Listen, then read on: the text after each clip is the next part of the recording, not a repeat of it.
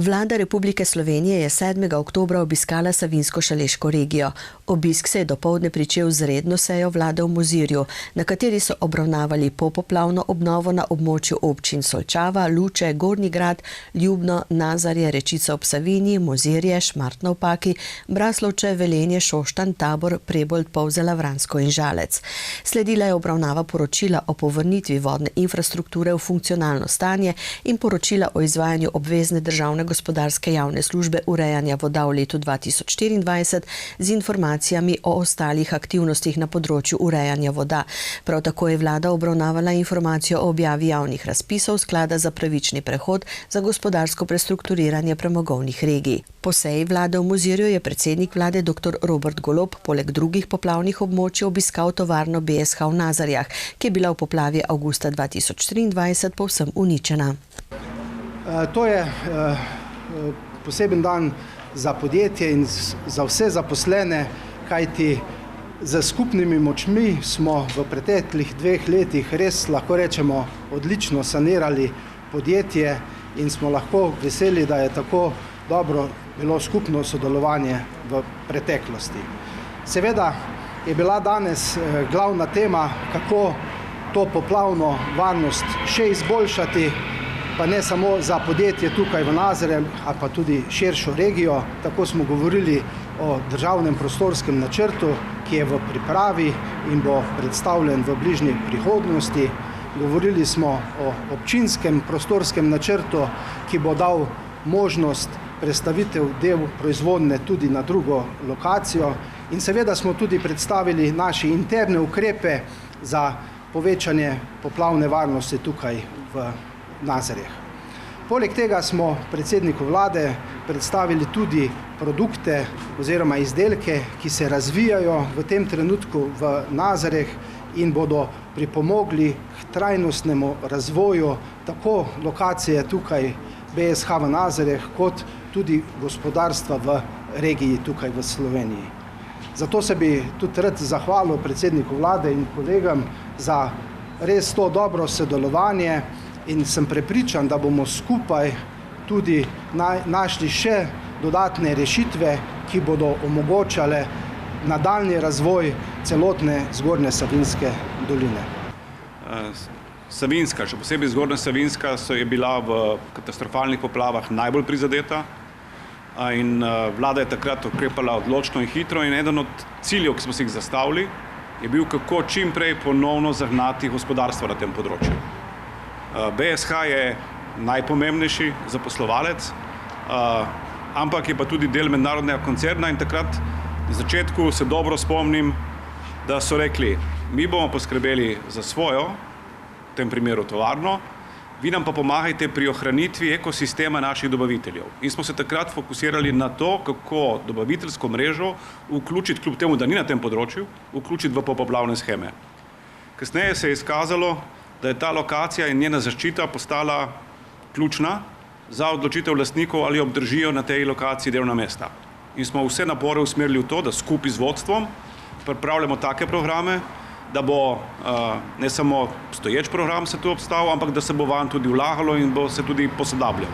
No in sem prav vesel, da smo zdaj prišli do točke, da lahko že govorimo o tem, da je tik pred sprejemom občinski prostorski načrt, kjer se lokacija, o kateri je generalni govoril, ni lokacija v neki drugi občini, ampak samo čez cesto, se bo samo poplavno bolj varna, se pa vse skupaj zadrži tle v občini Nazarje.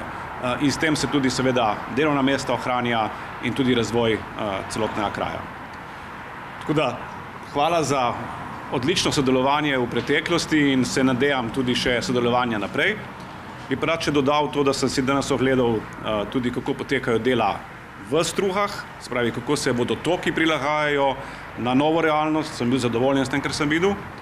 Še bolj pomembno, ogledal sem si nekatere lokacije, kjer bivanje ni več ki niso več primerne za bivanje, objekte, ki so v rušenju, predvsem pa objekte, ki so v gradnji, oziroma bil sem pri družinah z velikim veseljem, ki so že vseljene v nove objekte in moram reči, da v takih primerih res zaigra srce, ker ko vidiš, da lahko konkretnim ljudem pomagaš, da si po tej katastrofi ustvarijo prav res pravi nov dom, v katerem jih ni več strah, kdaj bo počilo, kdaj bo zagrmelo, to je pa tisti najlepši občutek, kar ga lahko imaš. Vsaka družina ima svojo zgodbo. Nekateri so hitrejši, nekateri traja dlje, odvisno od območja. Tudi ko sem se danes pogovarjal s preseljenimi, se je pokazalo, da sta bila dva temelja pomembna. Najpomembnejše je bilo zagotoviti zemljišče. Pri zemljišču je marsikdo bil odvisen od dobrih sosedov in so zemljo našli hitreje. Država je pa naredila kaj? Spremenili smo zakonodajo, da smo kmetijska zemljišča, ki sicer se ne smejo namenjati za stanovanjsko gradnjo, izjemoma lahko uporabljali za stanovanjsko gradnjo. In tej so preseljeni. Tisti, ki so dobili zemljišče, so večinoma že preseljeni. Velika večina jih je danes v fazi, ko ima podpisano pogodbo z državo in ima sredstva na računu in so v postopku gradnje. Teh je velika večina. Obstaja pa še manjši del, nekateri od njih tudi zavračajo pogovore. Tej bojo verjetno zadnji, ne po naši izbiri, po lastni izbiri. Mi se v tem trenutku fokusiramo na tiste, ki pomoč sprejemajo in kjer vemo, da jim lahko pomoč tudi koristi. Tako da vsak primer bo posebej, ampak jaz se raje veselim primerov, ki so urejeni, kot da bi ves čas živel v tem, da kdo še ni prišel do končne rešitve, tudi zaradi tega, ker jo mogoče sam zavrača. Pa mogoče samo za ilustracijo, od 350 ali družin jih je takih, ki se rešitev zavračajo med 20 in 30, ostali so pa vsi v teku. In zato verjamem, da bojo tudi do rešitev prišli dovolj hitro. Sledil je obisk premogovnika Velenje, ker se je predsednik vlade skupaj z ministri magistrom Bojanom Kumrom, Jožetom Novakom, Lukom Mescem in Klemnom Boštjančičem sestal z vodstvom premogovnika in sindikati. Lahko povem, da smo danes imeli zelo konstruktivno diskusijo, najprej z poslovodstvom premogovnika Velenje, potem pa še z sindikatom, svetom delavcem in pa polno dvorano zaposlenih rodarjev. Kar se tiče energetskega dela, lahko rečem, da smo popolnoma usklajeni z zakonom od ministra Novaka, se pravi Ministrstva za naravne vire in prostor. Tiste vitalne dele energetskega, rodarskega dela je zakon tako rekoč usklajen. Se pa zdaj tudi zaradi tega, ker je to velik odstop od sistemske zakonodaje, pa bo verjetno minister Novak več povedal, še dodatno pogajamo ali pa dodatno usklajujemo, kje bi lahko našli skupno rešitev tako z zaposlenimi, kot tudi, da smo še znotraj okvirov, kar se tiče ostale sistemske zakonodaje. Moram reči, da sem zelo vesel in tudi pozitivno presenečen, kako je razumevanje veliko. Konec koncev pravičen prehod se ne začenja, da sprejmeš zakon. Nenazadnje smo lani pokazali, je bilo kar nekaj strahu pred sprejemom zakona o pospešenem in pa financiranju termoelektrarne Šoštanj, ki smo ga naslonili, da se zagotavlja sistem daljinskega ogorevanja še naprej. Bilo je veliko strahu, pa danes vidimo, da so bili vsi ti strahovi odveč in vidimo, da ta zakon je bil potreben, to tudi poslovodstvo premogovnika priznava, tudi poslovodstvo termoelektrarne Šoštanj. Življenje teče dalje, obe dve družbi poslujeta normalno naprej, tako da je stabilnost, zanesljivost zagotovljena, ne samo obe dve družb, ampak tudi zanesljivost celotnega sistema.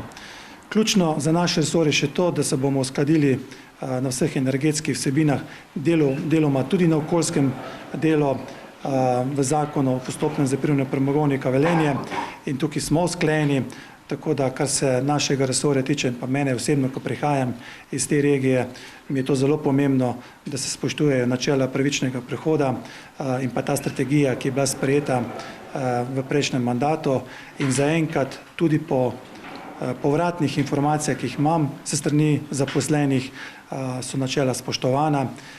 Morate pa vedeti, da ravno zaradi procesa vključevanja želimo vse vsebine uskladiti z vsemi neposrednimi deležniki in je vendarle proces pravičnega prehoda izstopa iz premoga zahteven proces, ni tako enostavno, imamo mnogo zakonodaje že sprejete, in pa projekte in zato tudi želimo čim več vključevalno delovati tako sindikati, sveti delavci in pa poslovodstvi.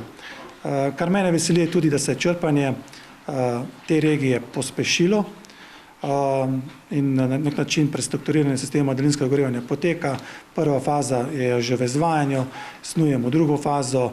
Obveščen sem tudi, da 30.9., ki je bil v zakonu, da morajo priti ponudbe za prestrukturiranje, da je prišla več kot ena ponudba, mislim, da celo 5, sem neformalno obveščen, kar pomeni, da je interes in seveda se strani našega ministrstva bomo poskrbeli, da bodo vsi ti projekti primerno podprti tudi z nepovratnimi finančnimi viri. Mi smo zdaj pripravili zaključni predlog zakona o postopnem zapiranju premogovnika Velenje. Dali smo ga na sejo vlade, ga obravnavali, evidentirali in podal sem poročilo o tem, da smo praktično z več partnerji, zlasti z vodstvom premogovnika in sindikati, dali vse ključne elemente v zakon, ki so seveda potrebni. In to je zdaj končno pripravljeno. Mislim, da je zakon zdaj ključna korak k temu, da se bo tudi ta pravičen prehod iz premogovne regije v drugo dejansko nadaljeval in zaključil. Kaj so ključni elementi predloga zakona? Zakon predvideva, da je rudarjenje, koriščenje premoga dovoljeno do leta 2033, sočasno pa gre v tehničnem delu za postopno zapiranje takoj po uveljavitvi zakona, in sicer v 2 delih, najprej do leta 2033, v tistem delu, kjer samo rudarjenje ne bo več potekalo, že zdaj ne poteka in se ga bo lahko saniralo praktično sporedno, preostanek pa po končanih delih pridobivanja premoga do leta 1945 v celoti. To pomeni 20-letni program. Kar se tega dela tiče, je vodstvo premogovnika pripravilo tudi 20-letni program, okvirni program, bom rekel tega. Vrednost tega projekta je 1,1 milijarde, je velik znesek. V skladu z predpisi Evropske unije smo ta program že začeli obdelovati, moramo ga dati v recenzijo, mednarodno recenzijo, in to smo začeli, danes je ravno objavljena ta razpis za recenzijo mednarodno in moramo priglasiti, in smo danes priglasili tudi Evropski uniji komisiji, da bomo šli v pomoč, gospodarsko pomoč podjetju, za katerega rabimo soglasje Evropske komisije. Mi računamo, da bo ta recenzija končana v dobrih 3 mesecih, potem, ko bomo izbrali izvajalca, in da imamo, tako smo napisali predlog zakona, da se uveljavi pol leta po sprejemu in ga sprejema ta program vlada. To pomeni najkasneje do 1. julija 2026. S tem je, bom rekel, ta ključni del programa dan. Drugi del programa je pa seveda namenjen kadrovskih in drugih zadevah iz socialnega področja, kjer smo seveda primerljivo z zakonom o premogovniku Trbovlje-Hrastnik, THJ pripravili tudi tukaj določene ugodnosti, ki veljajo za predčasno upokojitev ali pa odškodnine in ostale zadeve, ki so vezane na tem delu. Mislim, da smo s tem omogočili normalno delovanje, bom rekel, celotnega sistema. In ključna je še ena stvar, mi smo pripravili ta program tudi na predlog vodstva na način, da smo sledili naravnemu odlivu delavcev. Če bo ta scenarij, in mislim, da bo tudi izpeljan, potem ni, bom rekel, kakšnih odpuščanj ali kakšnih drugih večjih stvari. Zakaj? Zato, ker je celo v določenem času imelo vodstvo izziv, kako zagotoviti nekatere dodatne delavce, predvsem tistih specifičnih, ki jih imajo. Seveda bo strukturnih sprememb verjetno nekaj tudi v njih narejeno. Še ena pomembna stvar, tak zakon je seveda pomemben, zato bo dal ekonomsko-socialni svet v državi, ki je, in ga bomo po teh ureditvah dali v čim krajšem času tudi na obravnavo. In jaz računam, da bo tudi ta obravnava v mesecu oktobru. In zdaj na vaše vprašanje, kdaj predvidevam, mi računamo, da bi koncem meseca lahko imeli zakon pripravljen tako, da ga tudi vlada potrdi in pošlje v državni zbor v obravnavo. Jaz se zelo želim, da je to bi bilo sprejeto v letošnjem letu, v vsakem primeru po tem mandatu, in je ta del. Mi smo se danes tudi pogovarjali o izhodiščih za zakon o prestrukturiranju regije. Tudi ta izhodišča so bila danes dana na mizo, tako da tudi jasen vrstni red je najprej v Tešu, to, kar je minister Kumer povedal in v nadaljevanju, zapiranje premogovnika in znane elemente, kaj nas tukaj čaka, in potem seveda sledi še ta tretji zakon, ki je mora biti. Tako da sem zadovoljen z našim obiskom. Moram povedati, da smo bili pa zelo intenzivni, ne samo v preteklosti, predvsem zadnje dni, in mislim, da smo vse ključnih elementih usklajenih, razumeli pa smo določene predloge in opozorila tudi delavcev, ki bi želeli, da so še bolj na varnem za vsak slučaj. Temu rečejo zlato padalo, kaj če se pa ne bo do leta 2033 proizvodnja v Tešu delala. Ampak mislim, da smo tudi te primere ustrezno naslovili in mislim, da jih bomo tudi v tem času rešili. Tako da se zahvalim obem ekipam, tako vodstvo premogovnika kot sindikata za to zelo težko, ampak ustvarjalno sodelovanje. V letošnjem letu premogovnik praznuje 150 let svojega obstoja. In v tej dolgi 150-letni zgodovini smo nakopali že preko 260 milijonov ton premoga. Mi zaposlujemo več kot 1800 ljudi. In ko se oziramo v prihodnost, vemo, da se je Slovenija odločila, da premoga kot energenta v prihodnosti za energetiko več ne bo uporabljala. In odločila se je tako skladno z Evropsko unijo, ki je dejala, da bo pravično prestrukturirala vse tiste dejavnike, ki so vključeni v ogljično pridobivanje premoga. Danes smo imeli izredno ploden sestanek z predsednikom vlade in pa z njegovo ministrsko ekipo in res smo prepričani, da bo tako zakon, ki bo sprejet, kot tudi vsi ostali ukrepi poskrbeli za to, da bo v Šaleški dolini prehod pravičen. Da zaradi tega, ker mi opuščamo proizvodnjo premoga, nihče ne bo izgubil službe in da zaradi tega nihče v prihodnosti ne bo oškodovan.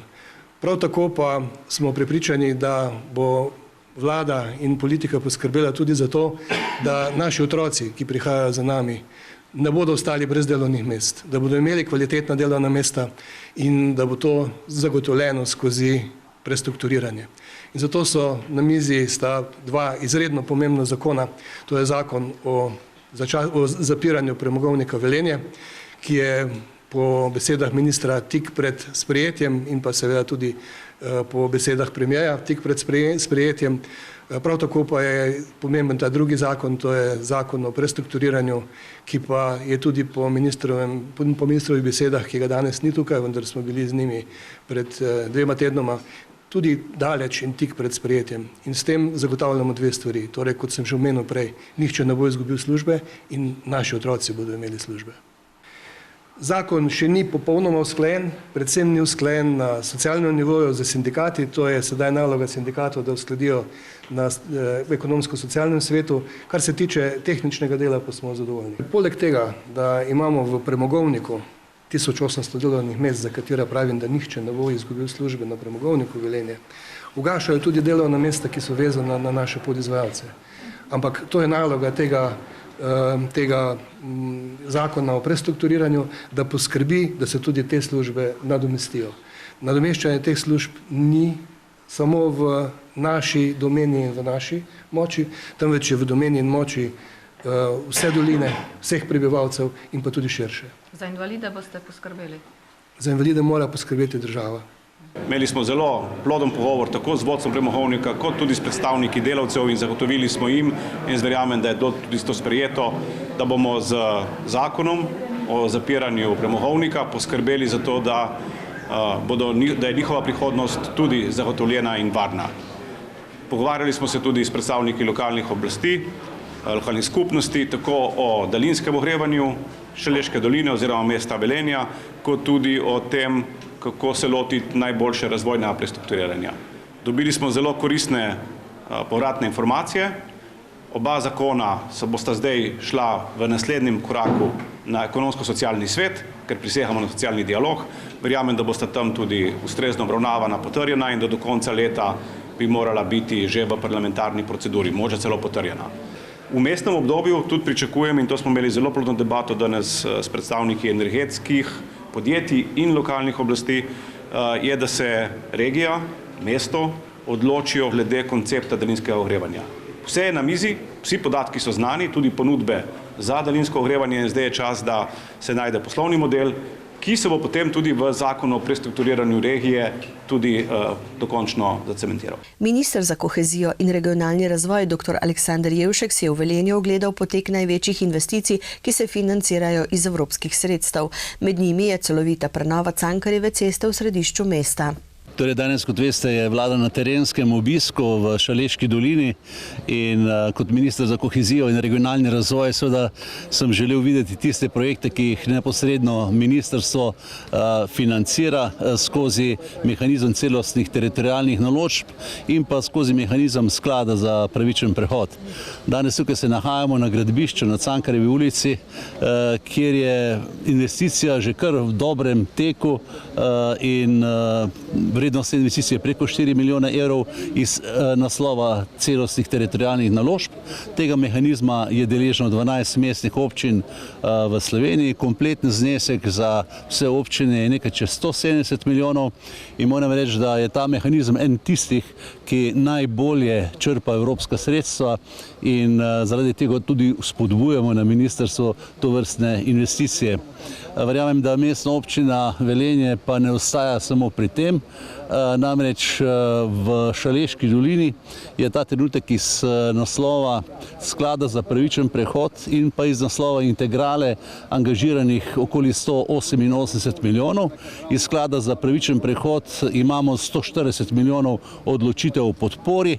Veliko projektov smo že otvorili, kot je Stara elektrarna, potem obrtne cone z namenom pridobivanja visokokakovostnih podjetnikov in delovnih mest in tehnologij. In na nek način lahko rečem, da se pravičen prehod in pa prestrukturiranje regije tako Šaleške kot tudi Zasavske skozi sklad za pravičen prehod že kar nekaj časa odvija.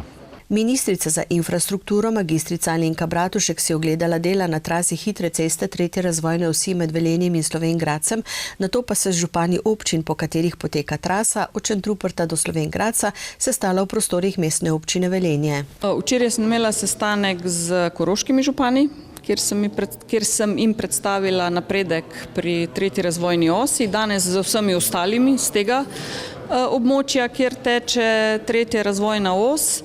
In jaz mislim, da je naša skupna ugotovitev, da se projekt premika v pravi smeri, da se premika dobro in da absolutno vidimo luč na koncu tunela po dolgih letih ali pa kar desetletjih mrtvega teka pri 3. razvojni osi. Najdaljši ali pa najbolj zahteven odsek, to je Velunja, se že gradi, to sem si danes ogledala, rok izvedbe je 52 mesecev in pravzaprav ta odsek je tisti, ki postavlja tudi skrajni rok in na celotni tej trasi nam manjka samo še eno pravnomočno dovoljenje, to je za odsek Velenje.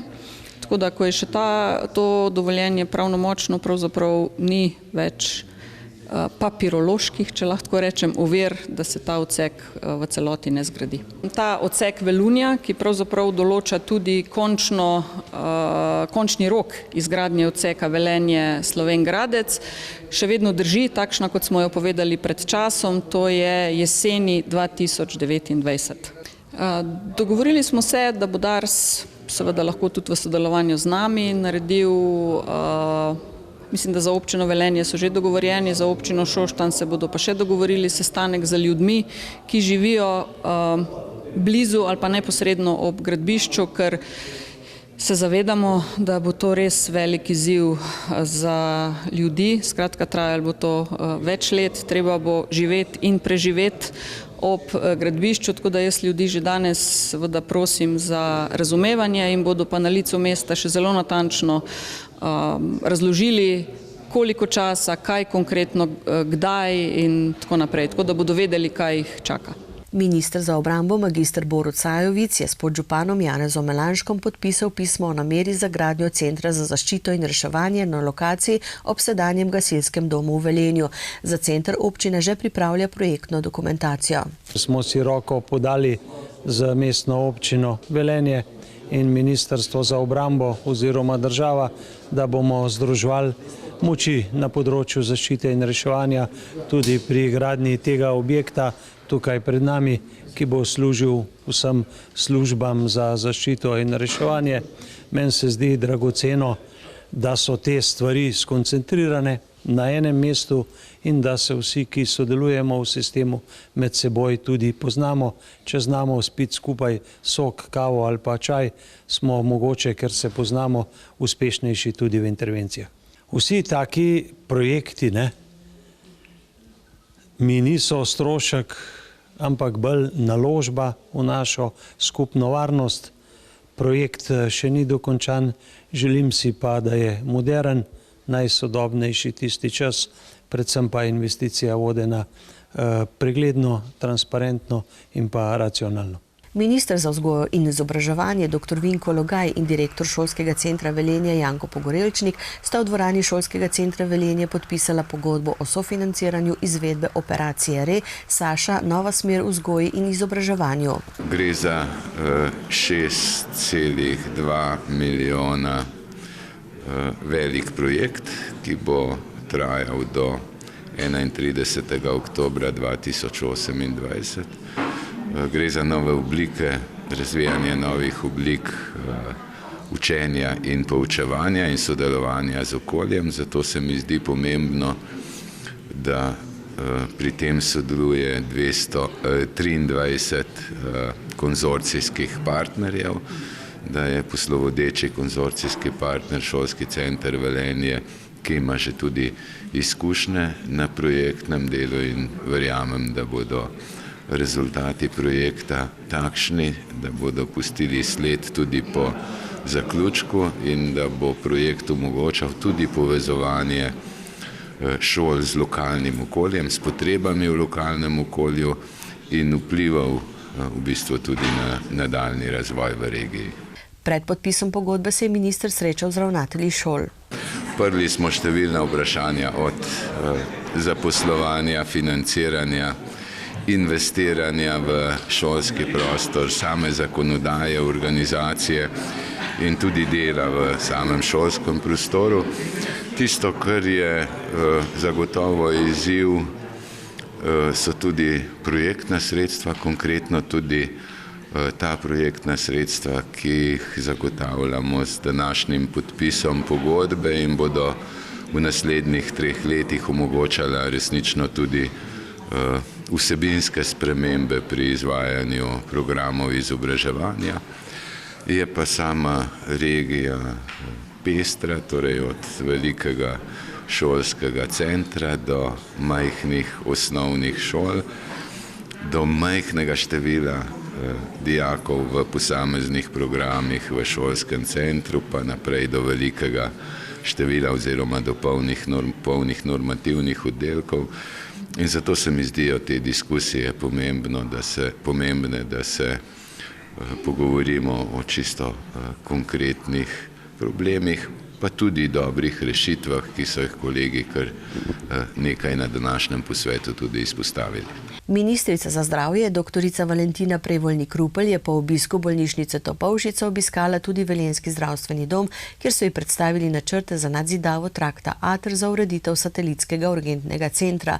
V bolnišnici Topolšica pa so odprli 2 novi dvigali, poleg nove medicinske opreme pa načrtujejo tudi gradnjo prizidka. Jaz zelo rada obiščem izvajalce v regiji. Danes smo se pogovarjali o tem, kaj je bolnišnica dosegla od mojega prejšnjega obiska in tega ni malo.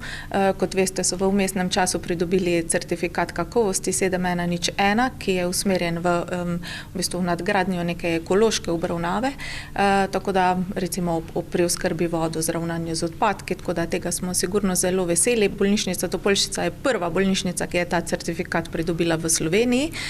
Kot drugo so mi pokazali kardiološko rehabilitacijo, zelo zavzeta ekipa, tudi te prejšnjič še ni bilo, ko smo bili na na obisku, tako da seveda z veseljem spremljam vse te rezultate, ki jih bolnišnica je dosegla v tako kratkem času. Mi bolnišnico spremljamo z več vidikov, kot veste, smo malo razdeljeni po direktoratih, direktorat za digitalizacijo, kjer imamo številne rešitve centralne na centralni ravni in jo seveda mislim, se tičejo tudi bolnišnice Topolšica, med drugimi bolnišnicami, kot je brezpapirno sodelovanje, elektronski temperaturni list, e-karton in tako naprej.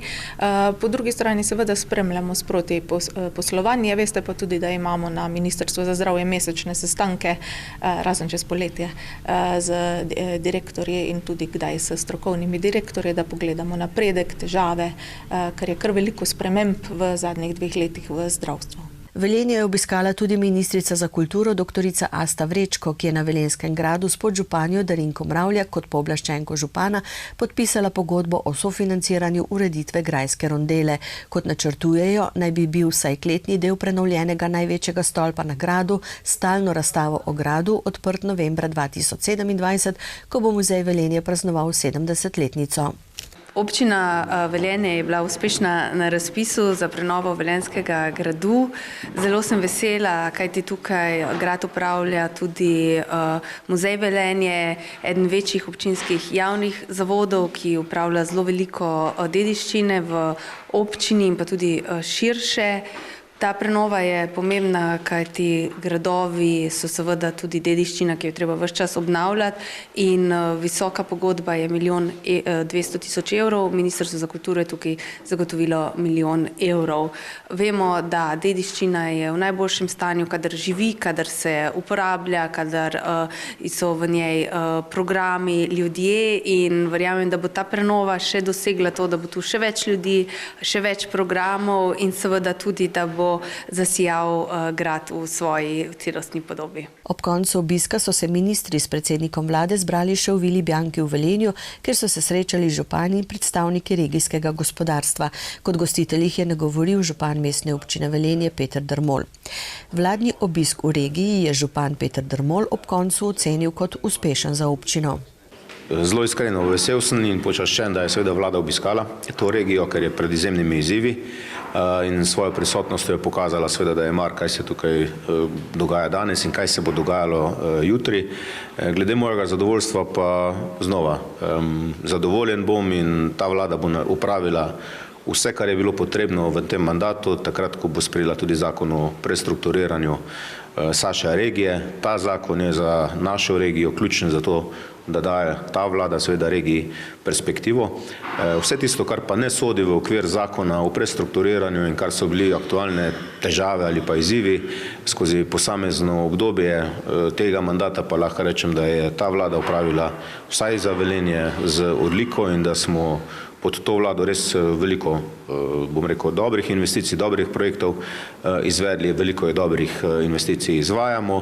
Kot rečeno, potrebujemo pa predvsem ne toliko zaradi, bom rekel, sedanje generacije, ampak predvsem zaradi rodarjev, zaradi naših potomcev, zakon o prestrukturiranju te regije, ki bo dal seveda širino in perspektivo regiji na eni strani in pa zakon o zapiranju premogovnika Velenje, ki bo zagotovil predvsem socialno varnost vsem, ki so odvisni od premogovniške dejavnosti.